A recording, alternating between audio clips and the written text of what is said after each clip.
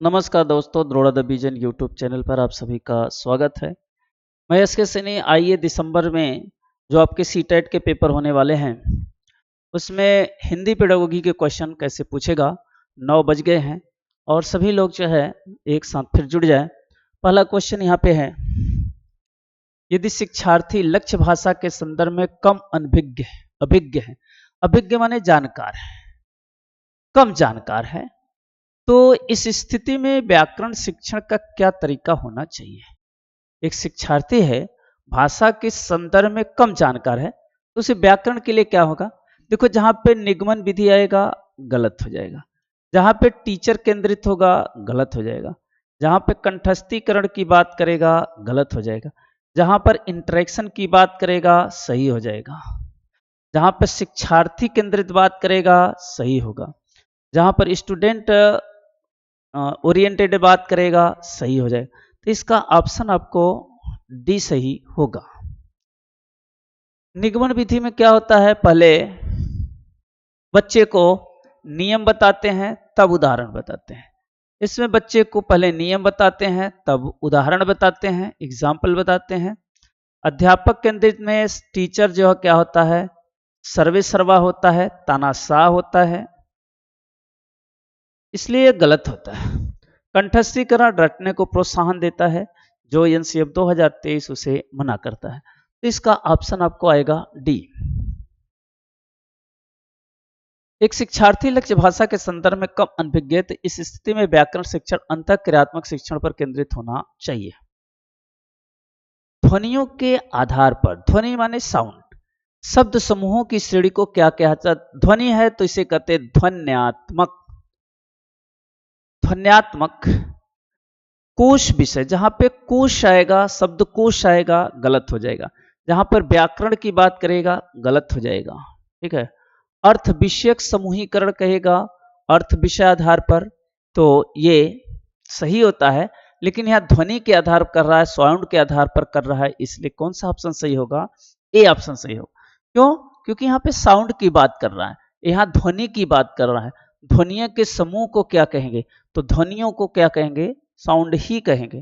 तो इसका ऑप्शन, ध्वनियों को पर सब समूहों की श्रेणी को ध्वन्यात्मक समूहीकरण कहा जाए।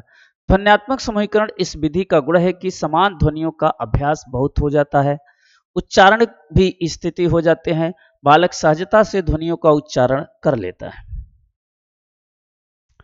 शिक्षार्थी के वाचन कौशल, वाचन माने होता है बोलना, बोलना का समृद्ध करने के लिए सबसे कम महत्वपूर्ण कौन होगा। सबसे कम महत्वपूर्ण का मतलब होता है आपको गलत बताना है। सबसे कम महत्वपूर्ण का मतलब होता है गलत बताना है। उन्हें सस्वर पाठन करना चाहिए। बंद अंत वाला प्रश्न, यहां पे जहां पे बंद अंत वाला प्रश्न होगा वो क्या होता है, गलत होता है, और जहां पे खुला अंत वाला प्रश्न होता है वो सही होता है। ये ऑप्शन सही होगा, और जहां पे बंद अंत वाला प्रश्न है वो क्या होगा, हमेशा गलत होता है। ठीक है। तो हमसे सबसे कम पूछा है, सबसे कम कौन सा सही होगा, बी ही सही होगा, बाकी सारे सही हो गए। तो अगला क्वेश्चन फिर हम लोग देखते हैं, कौन सा कथन सही नहीं है। नहीं मतलब गलत पूछ रहा है। पठन का तात्पर्य सामान्यतः पाठ्य सामग्री को डिकोड करना। देखो, एक आता है कोडिंग और एक आता है डिकोडिंग। एक आता है कोडिंग, एक होता है डिकोडिंग। कोडिंग का मतलब होता है संकेत भाषा, संकेत भाषा, और डिकोडिंग का मतलब होता है संकेत भाषा को पुनः समझना। किसी को हम क्या करते हैं, कोड भाषा भेज देते हैं। तो कोड भाषा में क्या करता है, एक तो जो भेजता है प्रेषक और जो एक रिसीव करता ही, दो लोग जानते हैं, तीसरा नहीं जानता है।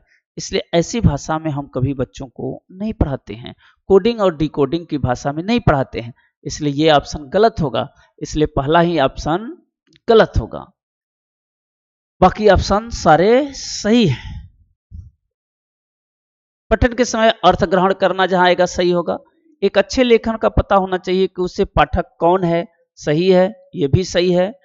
लेखन के लिए व्यक्ति के पास पर्याप्त शब्द संपदा होनी चाहिए, सही बात है। लिखने के लिए आपके शब्द भंडार होना चाहिए, नहीं लिखेंगे क्या। तो इसका ऑप्शन जो है क्वेश्चन के अकॉर्डिंग क्वेश्चन नंबर 20। कौन सी गतिविधि जीवन की वास्तविक स्थितियों में भाषा के प्रयोग में अधिक सहायक नहीं है? कौन सी गतिविधि जीवन की वास्तविक स्थितियों में भाषा के प्रयोग के अधिक सहायक नहीं करेगी? पहला है श्यामपट्ट और नकल करना। पहला ही नहीं करेगा, हम जहां पर बोर्ड करेंगे, नकल करेंगे, ये नहीं गला। साम्प्रमाणिक सामग्री का पठन, समाचार, प्रतिबिंब, ये सब सही हो गए। केवल जो है वास्तविक स्थिति में भाषा के प्रयोग के अधिगम सहायक नहीं करेगा। नकल करना, श्यामपट्ट पर लिखना, ये अधिगम में सहायक नहीं होगा। तो इसका ऑप्शन ए सही हुआ। श्यामपट्ट पर नकल करने की गतिविधि जीवन के वास्तविक स्थितियों के भाषा के प्रयोग में अधिक सहायक नहीं करेगा, जबकि अन्य सभी गतिविधियां जीवन के वास्तविक सहायक करेगी। एक उत्साही अध्यापक, उत्साही माने बहुत एक्साइटेड है, एक ऐसा टीचर बहुत पढ़ाने के लिए एक्साइटेड है, बहुत कुछ पढ़ाना है। क्या करेगा? एक पारंपरिक कला में भाषा कौशलों को विकसित में शिक्षार्थियों की मदद कैसे कर सकता है? पूर्व निर्धारित पाठ्यक्रम पर, पूर्व निर्धारित पाठ्य पुस्तक पर, स्वनिर्मित सामग्री के माध्यम से अतिरिक्त सूचनाएं देकर। पाठ्यक्रम पर निर्धारित जहां पर आएगा गलत होगा, पाठ्य पुस्तक जहां आएगा गलत हो जाएगा, परीक्षा की बात करेगा गलत हो जाएगा। तो ये सब गलत हो गए, तो एक ही आएगा स्वनिर्मित सामग्री। उसका सामग्री कैसा हो, कंटेंट कैसा हो, अपना हो, किसी का कॉपी पेस्ट नहीं हो। जैसे आजकल देखते हैं किसी का कॉपी पेस्ट बहुत ज्यादा होती, कुछ वो पढ़ाया तुरंत कॉपी पेस्ट करें, हम पढ़ाएं हमारा ही है, हमारा ही है, ऐसे है। तो ऐसा नहीं है, उसका स्व अपना जो है कंटेंट जो होगा उसमें जो है एक क्लियरिटी आएगी, और जब वो क्लियरिटी आएगी तो वो पढ़ाएगा भी और बच्चा सुनेगा भी। तो इस कारण से इसका जो है आपको सी सही होगा।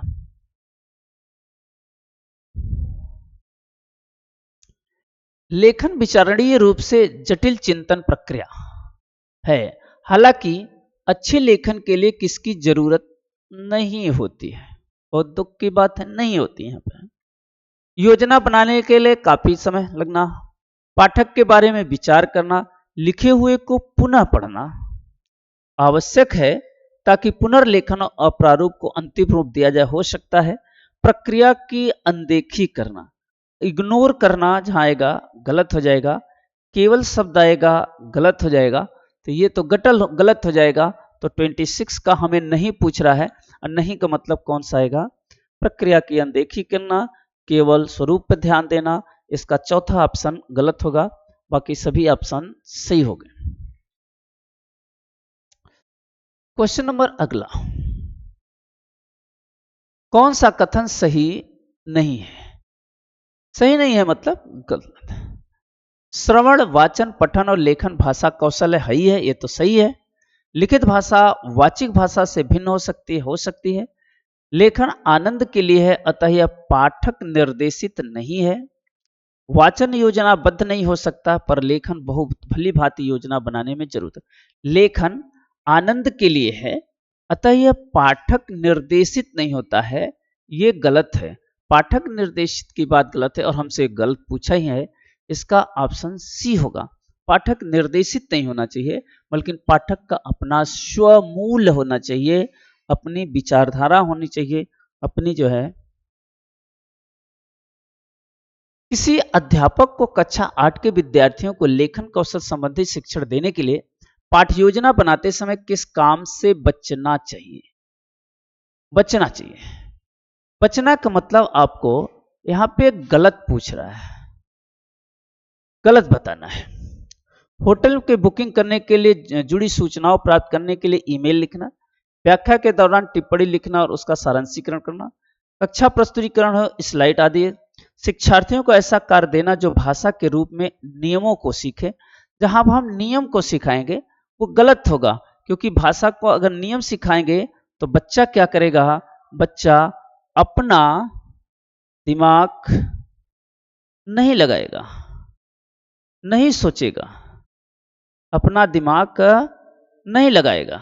जब अपना दिमाग नहीं लगाएगा तो बच्चा सोचेगा नहीं, सोचेगा तो क्रिएटिव नहीं बनेगा।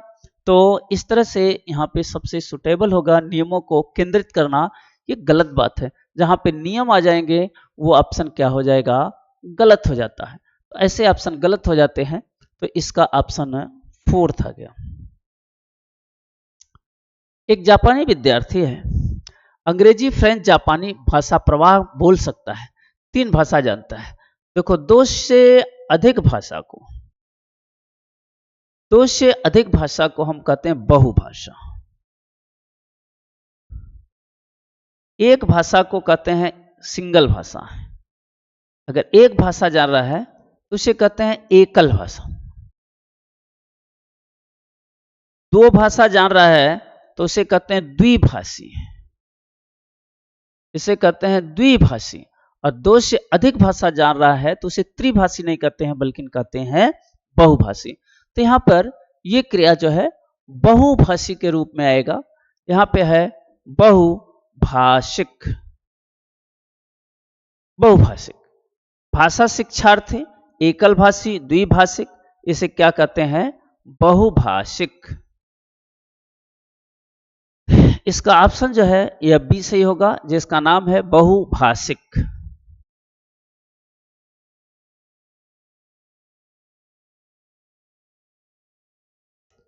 विद्यालय में भाषा शिक्षण पाठ्यपुस्तकों के अलावा भी होना चाहिए, सही बात है।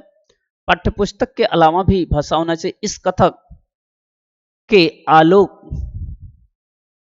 में आलोचक के रूप में आप मिडिल विद्यालय में शिक्षार्थियों के भाषा अधिगम को समृद्ध करने के लिए किस प्रकार के संसाधन और गतिविधि का प्रयोग करेंगे।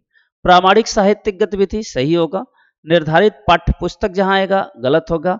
शब्दकोश जहां आएगा गलत होगा। अध्यापक द्वारा निर्मित वर्कशीट, यह टीसीए है, यह टीचर सेंट्रेड अप्रोच है, इसलिए यह गलत होता है। इसका पहला सही होगा ए, प्रामाणिक साहित्य का स्वरूप।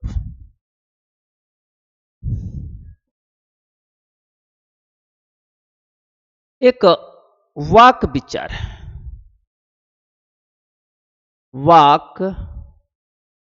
विचार है जिसमें एक ही शब्द बार बार दोहराया जाता है।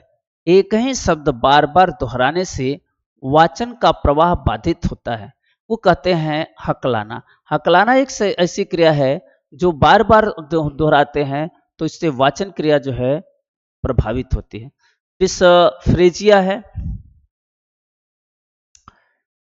डिस्फ्रेजिया ओरल रिप्रेजेंटेशन होता है, त्रुटिपूर्ण उच्चारण है डिस्प्रेक्सिया, ठीक है। डिस्फ्रेजिया में आंखों और हाथों के बीच जो है क्या होता है, संतुलन नहीं बना पाता, वो डिस्फ्रेजिया होता है। इसके बाद है डिस्ग्राफिया, एक है डिसलेक्सिया। डिसलेक्सिया जो है पढ़ने से संबंधित है।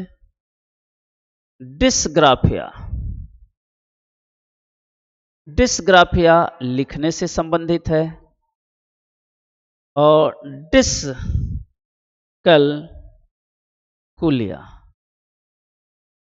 यह गणित से संबंधित है।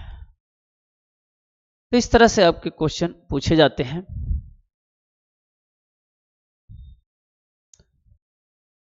विद्यार्थियों को अच्छे वाचन के लिए प्रशिक्षित करने हेतु कौन सी युक्ति प्रयुक्त नहीं होगी। यहां पे आपको नहीं शब्द पूछा हुआ है। सही उच्चारण का प्रदर्शन करना, बिना होठ की सही दशा का अभ्यास करना, शब्दों का अनुसरण करने के लिए अभ्यास करना। सबसे सुटेबल, देखो इसमें अभ्यास है, इसमें भी अभ्यास है, तो कहेंगे कि ये भी गलत। सबसे सुटेबल से शब्दों का अनुसरण, यहाँ पे अनुसरण भी कर रहे हैं और क्या कर रहे हैं, प्रैक्टिस भी कर रहे हैं, तो दोनों काम कर रहे हैं, इसलिए डबल गलत है। ये जो है सी गलत है। शब्दों का अनुसरण करना और उससे के लिए क्या करना, प्रैक्टिस करना, अभ्यास करना, सबसे गलत है ये। क्वेश्चन नंबर 29, ग्राह्य भाषा।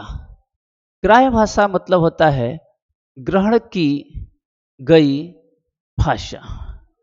ग्रहण की भाई LSRW, L फॉर लिसनिंग सुनना, S फॉर स्पीकिंग बोलना, R फॉर रीडिंग पढ़ना, W फॉर राइटिंग लिखना।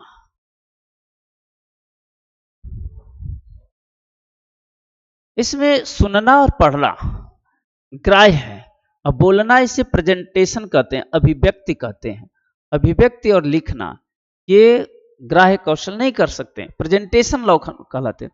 तो भाषा का प्रयोग करते समय स्वयं को सही समझ करना, व्याकरणिक संरचनाओं का सटीक उपागम करना, विभिन्न शैलियों में लेखन, सूचनाओं के लिए श्रवण और पठन। श्रवण माने सुनना, पठन माने पढ़ना। देखो, श्रवण माने सुनना, पठन माने पढ़ना। सुनना और पढ़ना क्या है? ये ग्राह्य कौशल है, ग्रहण कौशल है। ग्रहण माने ग्रहण करना, एक्सेप्ट करना। हम किसी चीज को कैसे एक्सेप्ट करने हैं? किसी चीज को सुनते हैं और किसी चीज को पढ़ते हैं। किसी की बात सुन लेते हैं या बुक से पढ़ लेते हैं, इससे क्या होता है? दिमाग में ग्रहण होता है। तो ये क्रिया क्या कहलाती है? ग्रहण क्रिया कहलाती है, एक्सेप्टेबल क्रिया कहलाती है। इसके बाद देखें उपचारात्मक अध्यापन, उपचारात्मक रीमेडियल। जो रीमेडियल होता है वो क्या है? ये निदानात्मक परीक्षा के बाद आती है। जब हम किसी का डायग्नोसिस टेस्ट कर लेते हैं, मरीज का पता लगा लेते हैं कि ये मर्ज है, तो क्या करते हैं? उसका हम उपचारात्मक परीक्षण करते हैं।